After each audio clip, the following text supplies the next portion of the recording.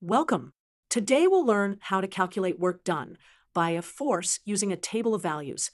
We'll see how to interpret the data and use it to find the work done over an interval. Let's start with a table of values for a force function F, x. Here, x represents position in meters, and F, x, gives us the force in newtons at each position. To find the work done by this force, we need to use the work formula. Work equals the integral of force with respect to position, or mathematically, W equals the integral of F x dx. Let's visualize this data on a coordinate system. We'll plot position on the x-axis and force on the y-axis. Now let's plot each point from our table. To approximate the work done, we can connect these points with straight lines.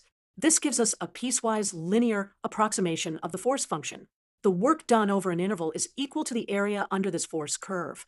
For example, let's calculate the work done from x equals 1 to x equals 3 meters. We can calculate this area using the trapezoid method. Each section forms a trapezoid, and we can find its area using the formula. Area equals the average of the parallel sides times the width. Let's calculate.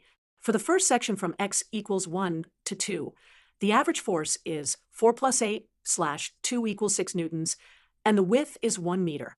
So the work is 6 joules. For the second section from x equals 2 to 3, the average force is 8 plus 6 slash 2 equals 7 newtons times 1 meter, giving us 7 joules. The total work from x equals 1 to 3 meters is therefore 13 joules. And that's how we can use a table of force values to calculate work. Remember, work is the area under the force curve, and we can approximate this area using trapezoids when we have discrete data points.